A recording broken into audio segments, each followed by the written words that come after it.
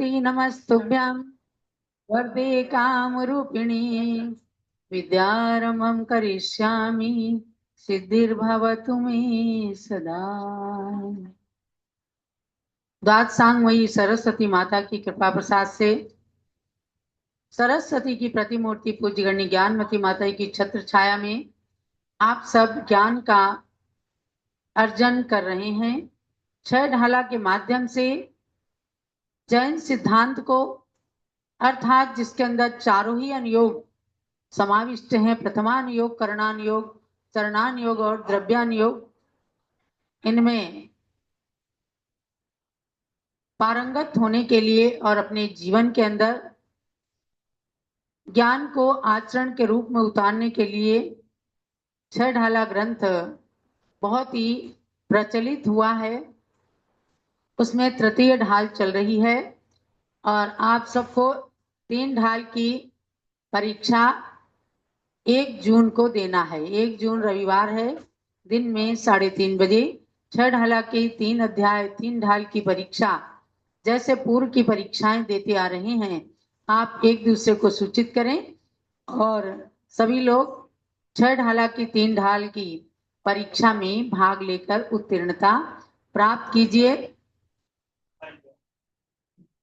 जैसे पूर्व की अनेक परीक्षाएं आपने दिया है, उसी प्रकार से छह ढाला की भी परीक्षा 3 ढालों की देना है और 3 अध्यायों के माध्यम से चारों गतियों में जाकर दुख सहन करने की कहानी, कुछ पद्यों के माध्यम से अनादिकाल से अनंत जीवों की संसार कथा और व्यथा को आप सबने श्रवण किया है और उसके मूल कारण को भी जाना कि जैसे मोक्ष का मार्ग है सम्यक दर्शन ज्ञान चारित्राणि मोक्ष मार्गा, ऐसे मिथ्या दर्शन ज्ञान चारित्राणि संसार मार्गा। तो संसार में भ्रमण करने का मूल कारण मिथ्यात्व है, मिथ्या दर्शन, मिथ्या ज्ञान, मिथ्या चारित्र।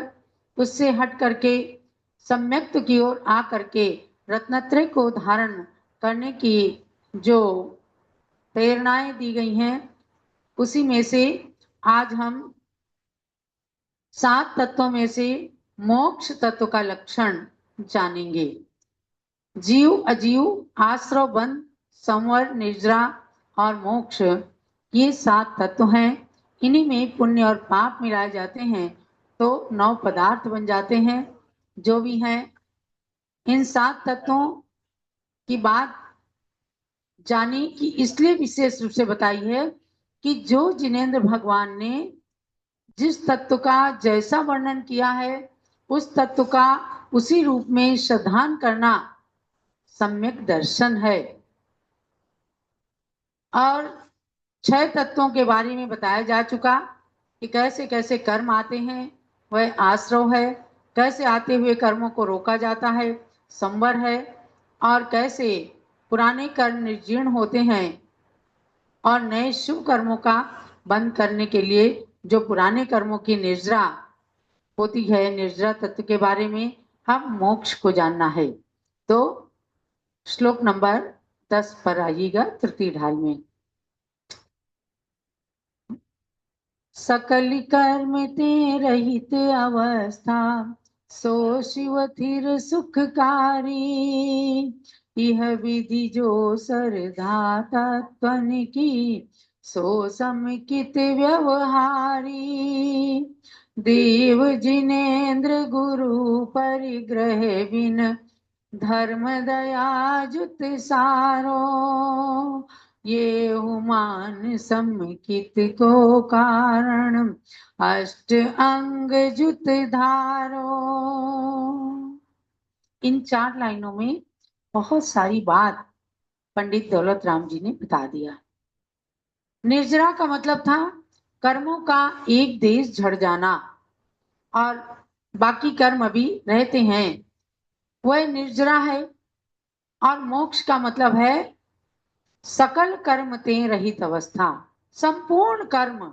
संपूर्ण कर्म मतलब 8 कर्म है मूल में, ज्ञानावरण, दर्शनावरण, वेदनीय, मोहनीय, आयु, नाम, गोत्र और अंतराय, ये 8 कर्म हैं।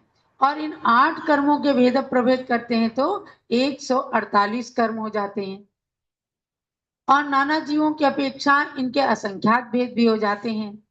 तो समस्त कर्मों से रहित जो अवस्था प्रकट होती है, यानी ये जीव जब संपूर्ण कर्मों को नाश कर देता है, किस अवस्था में? मुनि बन करके, तपस्या करके, एकदम शुक्ल ध्यान में स्थिर होकर के, जब शरीर का कोई मोह नहीं रह जाता, अपने साथ में रखे गए पिच्ची कमंडलों का भी होश नहीं रहता, केवल आत्मा ही दिखती है, आत्मा के अतिरिक्त कुछ भी नहीं, बस वहीं पर कर्मों से रहित अवस्था प्रकट होती है। मोक्ष, मोक्ष का मतलब मोक्ष अर्थात कर्मों से छूट जाना, जो अपनी आत्मा में केवल आसक्त रहते हैं, माने निर्विकल्प अवस्था।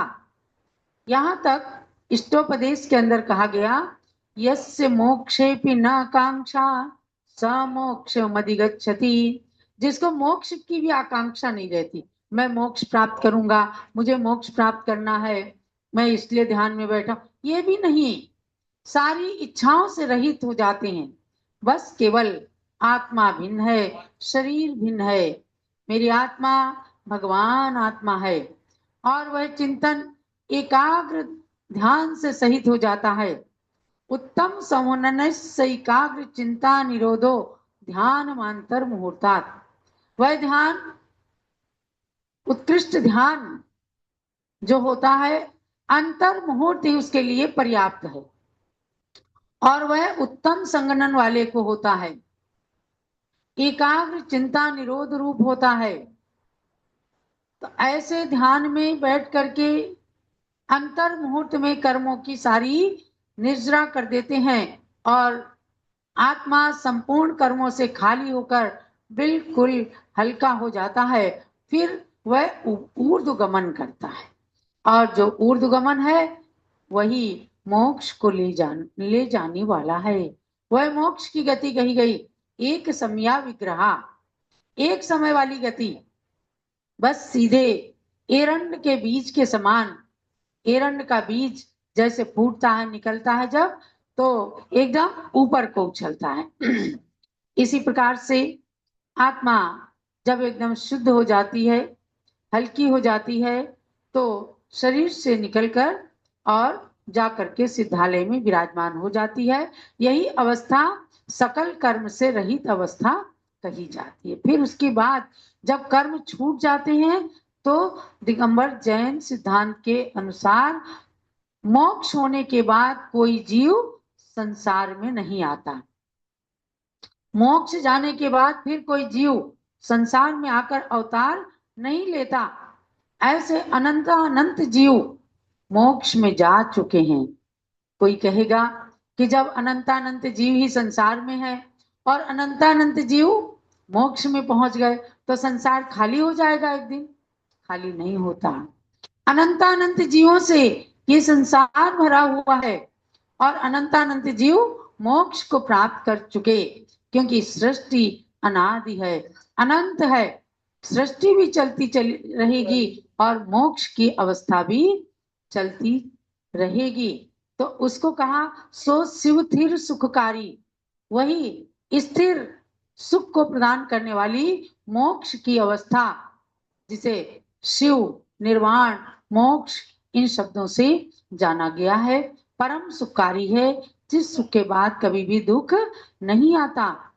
यह विधि जो श्रद्धा तत्वन की सो समुचित व्यवहार। अब देखो, आपके लिए कहा, हमारे लिए कहा कि इस प्रकार से जो सातों तत्वों की व्यवस्था बताई है, तो उसके ऊपर जो श्रद्धा की जाती है, उन तत्वन की श्रद्धा जो की जाती है, तो सो समुचित व्यवहारी, तब जाकर के व्यवहार सम्यक दर्शन प्रकट होता है। यानी हमने सातों तत्वों पर श्रद्धान कर लिया, पूर्ण रूप से श्रद्धान कर लिया, तो हम निश्चित रूप से व्यवहार सम्यक दृष्टि हैं।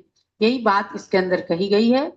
देव जिनेन्द्र गुरु परिग्रह बिन धर्म दया जुत धारो। अर्थात सम्यक दृष्टि बन करके आप सच्चे देव, जिन्हें जिनेन्द्र भगवान कहते हैं, जो आज प्रतिमा के रूप में, भगवान के रूप में विराजमान रहते हैं मंदिर में, उन पर और गुरु पर, जो परिग्रह रहित नग्न दिगंबर गुरु होते हैं, मुनि आरिका क्षुल्लक क्षुल्लिका रूप जो पिच्छीधारी संत होते हैं, वे गुरु नाम से कहे जाते हैं। उनको मानो और धर्म दया जुत सारो, और दया युक्त करुणामयी जिन धर्म को अपना सारभूत तत्व समझो। ये मान समकित को कारण अष्ट अंगजुत धारो। इसी को समकित का कारण माने सम्यक दर्शन और कहीं से खरीदा नहीं जा सकता। सम्यक दर्शन कहीं पुस्तक के अंदर नहीं है, सम्यक दर्शन कहीं मंदिर के अंदर नहीं है। इस बात को जानना है कि जो मंदिर हमारे पूर्वजों ने, बुजुर्गों ने बनाए हैं, जो शास्त्र छपाए हैं, जो गुरु आज दीक्षा धारण करके हमें धर्मोपदेश देते हैं, इन पर श्रद्धान करके इनको आप ये जानो कि यही हमारे सम्यक दर्शन को उत्पन्न कराने में कारण है। और ऐसे सम्यक दृष्टि बनो, यानी ऐसे सम्यक दर्शन को प्राप्त करो। वह सम्यक दर्शन 8 अंगयुत होता है। अष्ट अंगजुत धारो माने हे भव्यात्मन, ऐसा व्यवहार सम्यक दर्शन 8 अंग से सहित होता है। कौन से 8 अंग हैं उसको हम आपको कल बताएंगे।